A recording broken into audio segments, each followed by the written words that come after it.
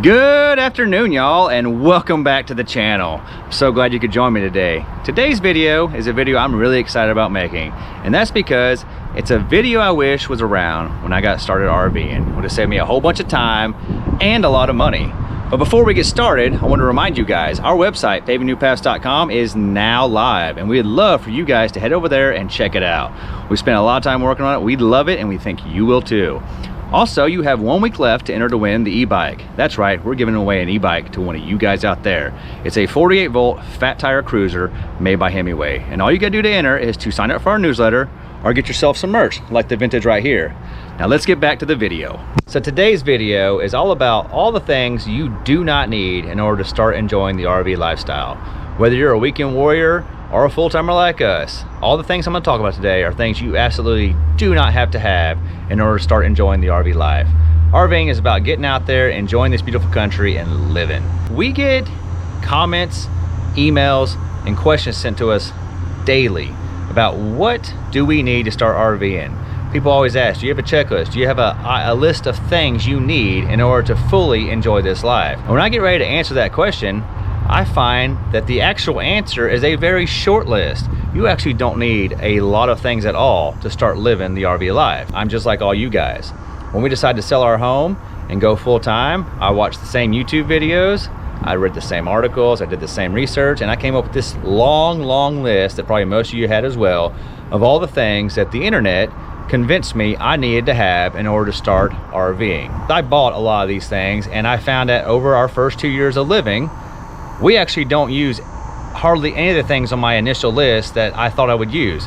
So I had this long list, and it was like, hey, we just bought a brand new RV. Now, before we can even start enjoying it, we got to go spend 30 more grand doing all these upgrades and changes to it. Today, we're going to talk about all the things that are on my list. Some of them I bought, some of them I didn't. I'm trying to save you the time and the money by letting you know you don't need these things. They are nice upgrades. There's nothing against having them if you do have them. All the things mentioned in today's video, I'm not saying they're bad products. I actually think all of them have a time and a place and a purpose. What I am saying is you don't need them to get started. And if you have them, or if your camper came with them, that's awesome. I actually have several of the things on the list that I paid for on my camper, and I think they're useful. We're gonna talk about why you don't need them to start and whether or not you need them at all in the future. So let's get started with the list, and these are in no particular order. They're just the order I wrote them down in. So first up, TPMS, Tire Pressure Monitoring System. I know what you're saying. There's no way we don't need that. Well, before y'all go commenting, I do agree you probably need it, but you don't need it to start. The internet would have you believe that these campers right here behind us, and basically everyone in this entire park, cannot travel down the road unless you have a TPMS on it. And that's just not true. Because I guarantee you, your camper, when it was delivered from Indiana to whatever dealership you picked it up from, the hotshot driver did not have a TPMS on it. And he probably drove over the speed rating of the tires to deliver that camper. Also, I'd be willing to bet that most of y'all, because I did it myself, when you picked it up from the dealership, you drove it home without a TPMS. We actually drove ours for almost 3,000 miles before we had a TPMS installed. We have the Lippert Tire Link, and I'll get more on that later on why we went with that one. But you don't need a TPMS to start RVing. Now, I do believe it is a good idea. It's a safety device that could potentially warn you of a problem before it happens. But what I'm worried about is not the warnings. My biggest concern is when these tires right here decide to go, it's not the tire getting destroyed. It's all the damage it does to the rest of the camper that I'm worried about. And a TPMS is not gonna stop that from happening. It may tell me a tire's going flat. It may tell me it's getting a little excessive heat before it happens. But most of the time, when the catastrophic failures happen on tires, you already know about it before the TPMS tells you about it. Now, my grandparents, both of them, RV'd for over 30 years, traveling all over the United States. They not only did not have TPMS on their trucks, they didn't even have them on their campers, and they survived just fine. Before we had TPMS, we handled our tire issues because we had good practices. And what I mean by that is we do the same stuff today that we did when we didn't have TPMS. And that is, before every travel day, I will manually check all the tires and fill them up to the correct pressures. Also, before, during, and after each move, I will thoroughly inspect my tires, and at every stop along our travel days, I will use the back of my hand and I will feel each tire for heat. I will check the hubs. basically I'm just monitoring the tires all the time when traveling. That way I visually can see if there's a problem about to happen. TPMS gives you a warm and fuzzy, but I think it also makes you forget to take care of your tires, because I see so many people that are full-timers that are traveling and they never once go out there and check their tires. They pull their phone out or they go plug their truck in, and whatever the pressure readings say on the TPMS, they trust that. Well, I found that by checking them, I always know for sure what pressure is in my tires, and we've never had a problem. That's not saying we're not gonna have a problem. TPMS is a good idea, but it is not required to start RVing. Up next on the list is right behind me, and that is a backup camera. So you see, our camper has that guy right there. It's backup camera prepped, but we don't have a backup camera. And that's because we found that even if we had a backup camera, it's not gonna change the way we drive or park this RV. So the backup camera usually comes with the one back there, and it's gonna have these side ones that go right here with the marker light, so you can see on this side and the other side of the trailer. The reason we didn't get that is because we realized that even with the backup camera, when we get to places, we're still going to get out and look. Me and Alicia are gonna walk around this camper, we're gonna look at the site we're trying to back into, and we're gonna talk about all the things that we need to worry about, so that way when I'm backing in, she knows them. The backup camera just shows you what's back here. We found that when trying to park a camper this size, I'm not really worried about what's back here most of the time. Most of the time I'm worried about this corner, the sides, the radiuses of the top, the sides hitting tree branches.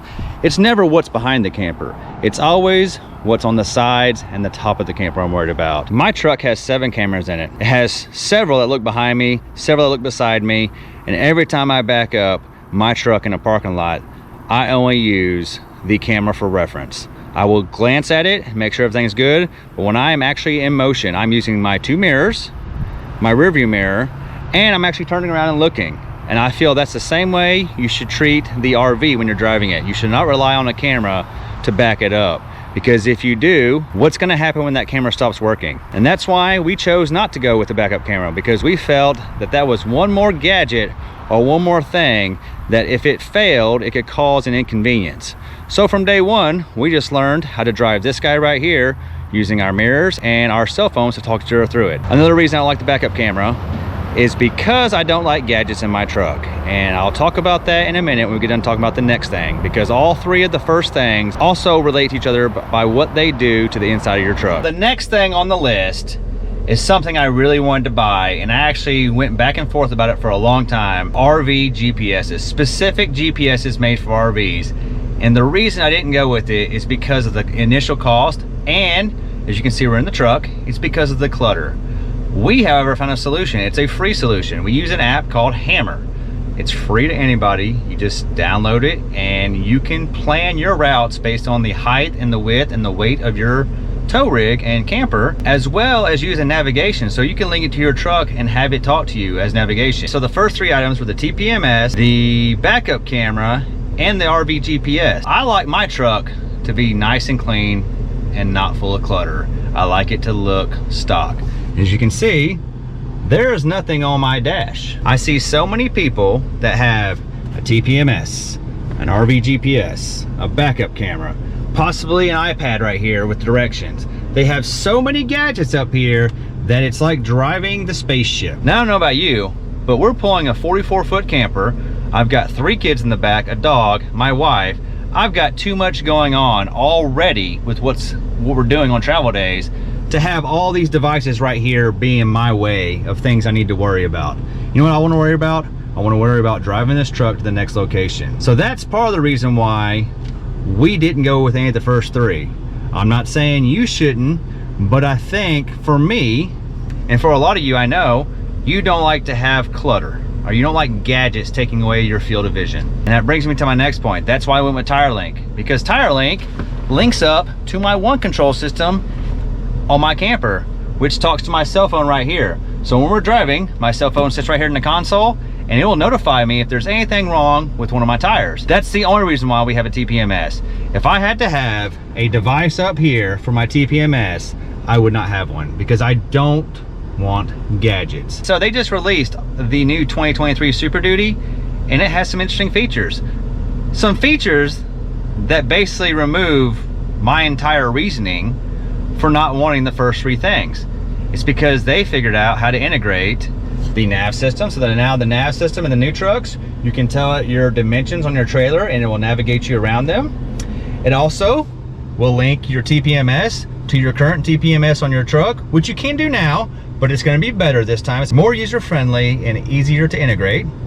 And the big thing is the camera system. Not only do they have a giant screen here, but they have an onboard camera system where you can attach cameras all around your camper and you will have blind spot detection. So right now when I drive my truck, right there on the mirror, on the edge, I get these flashing amber lights when there's a car next to me.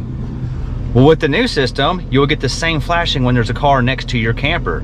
So whether it be on this side or that side, you have blind spot indicators back there on the RV. I actually think that's pretty cool. I actually think all those are pretty cool because they're integrated. And I know if Ford's doing it, that means Chevrolet and Dodge will also be doing it. And that does change my mind about wanting those things on my RV. Those things are not gonna be free. Those things are gonna come at a cost, which is why I'm gonna say they're not necessary to get started, but if you wanna upgrade them in the future, all three of those are great ways to upgrade and make your life a little easier. The next thing is where I really started to draw the line on things I thought I needed, and that's because it started to get expensive. Independent suspension. So I've seen so many people do videos of independent suspension, and I think it's awesome, but you have to take that with a grain of salt. Most of the people who do these videos are being given these systems. Now, I'm not saying they're not great systems. If they called me up and said, hey, do you want independent suspension? Yes, I do want it. Now, am I gonna go buy it just because? Probably not. And I hear that a lot of the new campers nowadays are coming with it from the factory, which is a great idea because it's a good system. It would probably reduce the amount of damage this thing right here endures on travel days. The price tag is why I didn't get this, because I have a perfectly good working suspension. I was getting ready to just rip everything off without even driving this camper 1 mile because I was convinced I needed the independent suspension. Because I was gonna live in it full time, that's even more reason why I thought I needed it, because I was gonna be using it more than most people will use theirs. I started feeling like I was starting to spend a lot of money to enjoy a life that I hadn't even started yet. We made some improvements to our suspension, but we didn't do the independent suspension. Instead, we changed out to the MORryde heavy duty shackle kit and the MORryde cross members. Now, we've driven almost 25,000 miles and had no problems with our suspension. If I ever have an issue with my suspension, of course, I'm gonna start looking at the cost. If the cost of replacing the parts that are damaged gets close to the cost of independent suspension, we will be upgrading. But again, this is a nice upgrade, but not necessary to start RVing. So the next one goes along with the suspension. It is disc brakes. The internet would also have you believe that you cannot drive down the road with the stock electric drum brakes. They would have you believe that you need to upgrade them to disc brakes, because if you don't, you can't stop this thing. Well, again, 25,000 miles later, we have never once felt as though we could not stop this rig. We do believe that the drum brakes are just fine for a trailer this size, because you gotta think about it, you have 6 of them. I'm not gonna say that they're better than a disc brake. I'm not gonna say disc brake's not awesome. I would love to have it. And again, the people that usually advertise these on their channels are given these systems, they are brand ambassadors. They have skin in the game. And I, again, if it was offered to me, of course I'm gonna take it. But just like these suspension components, I'm not gonna rip off a perfectly working system to replace something that I've never driven. If there's ever a problem with my stock electric drum brake setup, I will be replacing them all with a disc brake hydraulic setup. But until that day happens, these right here are perfectly fine. We've never had a problem with them.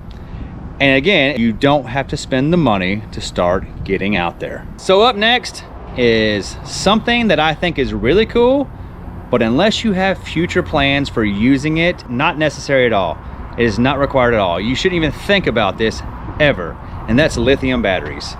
Lithium batteries are awesome, but unless you plan on installing an inverter or running some sort of solar setup, you should never consider lithium to be a good replacement for these stock lead acid batteries. The cost of one lithium battery is as much as up to 4 lead acid batteries. If you never plan on installing an inverter or a solar setup, that lithium battery is just never gonna pay for itself. It's just running 12-volt circuits inside the camper. You don't need a lithium battery to do that.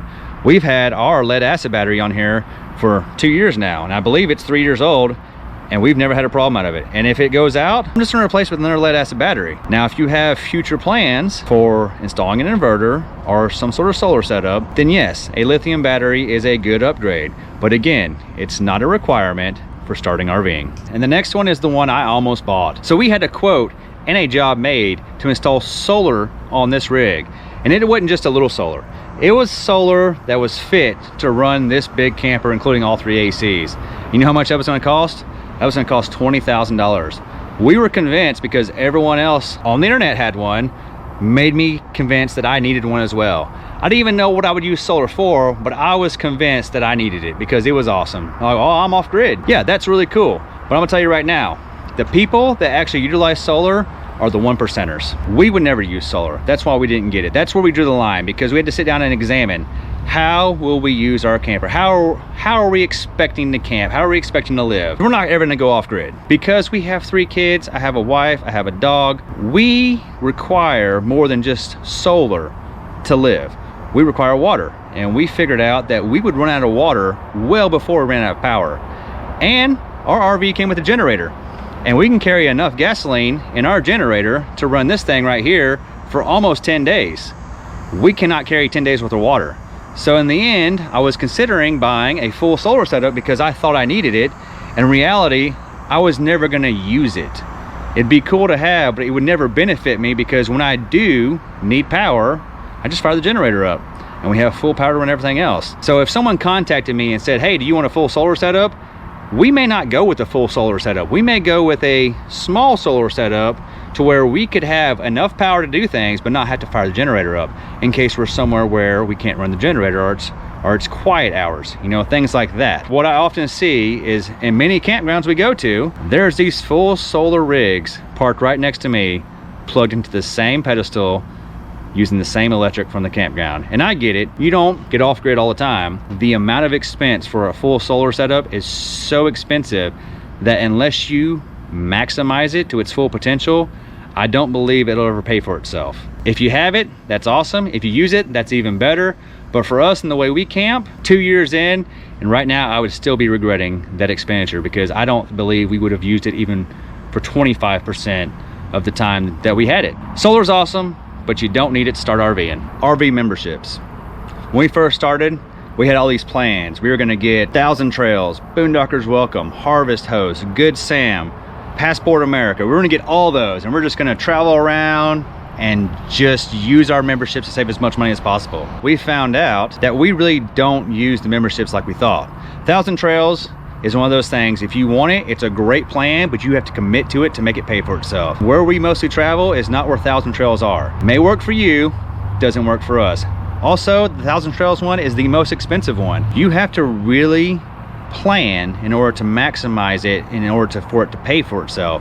If you're not good at planning, do not do 1,000 Trails, because it requires you to be very good at planning where you're gonna be all the time in order to fully maximize its benefits. All right, so Good Sam, we had that for 1 year. We did not renew when it expired, and that's because we stay more than a week. When you stay more than a week at places, usually the campgrounds discount is better than the discount you get through Good Sam. Passport America, we remember them for 1 year. We also did not renew that one, because that one, it requires certain days of the week to get the discounts, but if you stay the whole week, the offset cost doesn't benefit you. So if you're bouncing between locations, Passport America is very good at saving you money. You can get half price stays. If you're staying long term, Passport America is not always the best choice. Boondockers Welcome, we did not sign up for that one because we realized that goes back to the solar thing and the water thing. We really don't travel like that. We don't travel very often where we need to stay somewhere where there's no hookups, there's no water, there's no amenities. We think it's an awesome product, but for us, it doesn't work. And a lot of these things are based on the way we travel. At the end of the video, when we wrap up all the things you don't need, I'll explain to you what I mean by it doesn't work for us and how it can benefit you. Here's another one that I purchased before I even understood how this RV behind me works. I bought a Levelmate Pro. And there's other devices out there where it tells you on your phone how level your RV is when you're parking it, so that you can be as close to level as possible before you start leveling. Well, I bought it, I installed it. We got to our first campground and I pulled my phone out and said, oh, we're close. And then I got out and realized it doesn't matter if you have a camper or an RV that has an auto leveling system. because it's going to level itself no matter what position you start with.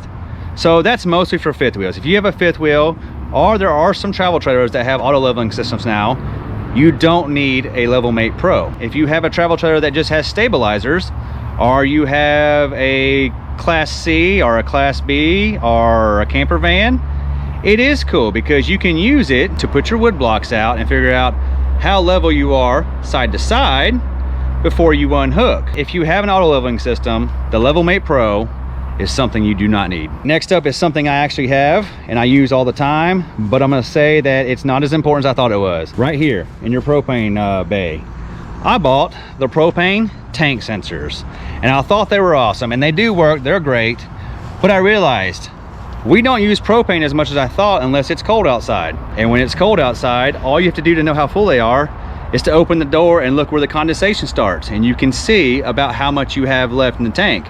Now, I'm not saying these sensors aren't great. They are great. They do work. They've actually worked great for us the whole time we've had them. You need to learn how your rig works. And after you spend some time living in your RV, you'll learn how many days you can run the water heater, the furnace, and all the propane accessories inside, and you'll know about how long your tanks will last. Now, in the summertime, my tanks might last 3 months. In the wintertime, if it's below freezing at night, we will have 7 to 10 days on our two 30-pound tanks. And you just go off that. I don't need the sensor to tell me that. I can go outside and look, and when it's cold outside, you'll see the line. So you'll have a visual gauge of about where the propane is in the tank. These are cool upgrades, but not necessarily required to start RVing. Up next is something I actually made a video about, and it's jack pads. So now these are homemade. I made them myself to show you that you can actually do these for much cheaper than the store-bought ones. You have snap pads and you have the Anderson blocks. I'm not saying that any of these are bad. Don't go buy the Anderson buckets. Don't go buy the snap pads until you get out there and start RVing a little bit first. And that's because you have no idea how your RV experience is gonna be. So our first trip out, we almost hit the jacks on curves. Well, we learned that our jacks need to be raised, and then we made these because we didn't want to buy the Anderson buckets and we didn't want the snap pads. We wanted both. So I combined them. You don't need anything when you first start out. It's because you're gonna learn after a few trips what works for you and your setup. Here's another one that I just had to have before we started. And for the first couple of months, it paid off. And then we got to where I realized it was not a good investment. I'm not saying it's not a good investment, but you're gonna end up leaving it inside the camper more than it comes outside. And that's outdoor rugs. These giant outdoor rugs that go out here. We have 2 of them because it takes 2 to cover from our back door to our front door. The first couple months, everywhere we went, I put them out. They were awesome. And then we got to these parks that would not let you put them out. Like here, they're trying to keep the grass growing. They also have concrete pads, but they're trying to keep the grass growing. So they have a rule. You can't put the rugs out right now because the rugs will kill the grass. Well, the same goes for almost all the parks out west. When we got out west, if they had grass, they didn't want you to kill it. And if they didn't have grass, they didn't want you to kill what they were trying to grow. 20% of the time, we're at a park where we can use our rugs. The rest of the time, they take up space in my basement area, and I have to move them out of the way all the time to get to other things because they're not out here on the ground. Don't buy the rugs just yet. Get out there, do some RVing, and figure out how you're gonna use your camper before you buy a rug. The next thing is something that I struggle with so bad still to this day. It's because when we sold everything and started living full time, I was convinced I had to carry everything I might possibly need while on the road in this camper. And that is overstocking your maintenance and your hookup supplies. And what I mean by that is I had enough maintenance supplies as far as lubricants, seal conditioners, all my water treatment stuff, my water heater anode rods, my inline water filters, my water hoses, my sewer stuff. I had enough of that to where I could probably support this whole campground because I was afraid I needed to carry everything I might possibly need at all times. What I've learned is no matter where we are in the United States, I've never been more than 30 minutes away from a store where I could buy any of that stuff. Amazon delivers to every campground. So no matter where you are, if there's a store not close by, Amazon can deliver to you. If you need it in a pinch, almost every RV park office sells almost everything you need to hook this thing up. After about 6 months of full-time RVing, when we came back to our home base, I gave away enough stuff to my parents and Alicia's parents to fully stock both their campers with all my extra stuff I thought I needed. I mean, I'm talking like water hoses, extra sewer tubes, extra sewer connections, gaskets for sewer connections, you name it, I had too much of it. So when we came home, we actually gifted an entire set of things to my dad and his camper and Alicia's parents and their camper. It's nice to have, but you don't need it to get started because you can get it where you're going. I've told you my list of all the things I don't think you need to get started. Now, all of them are awesome and all of them serve a purpose. And the reason I'm telling you you don't need them to get started is because I want you to get out there, get in your RV, go travel, go learn how you intend to use your RV and what type of travel lifestyle you plan on having before you buy all these things that you're not sure you need yet. If you're a boondocker, then maybe solar and lithium batteries and all the other things you need to make boondocking more enjoyable, you go that route. If maybe RV resorts are more your thing, you probably don't need all the boondocking stuff. Get out there, go explore the country, learn your rig and learn what kind of experience you're looking for before you make any of these upgrades, because you might be spending money you don't have to spend to enjoy the RV life. Almost all these things are in some way, shape or form going to make your life more efficient, make your life safer, or make your life more comfortable. Until you know what kind of life or experience you're trying to have, you don't know what things you need to buy in order to enhance your experience. So now I'm gonna tell you the 4 things you actually need to get on the road and start living the RV life. So the 4 things you actually need to get out there and figure out what kind of life you're gonna have on this side of the camper, and they're all right here. You need these guys right here. You need a set of chocks so that this camper does not roll off when you unhook it.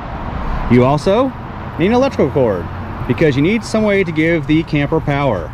Most of the campers come with that, so you don't actually have to buy that. You also need a way to give the camper water, so you need a water hose, and you need some sewer tubes to get rid of the water.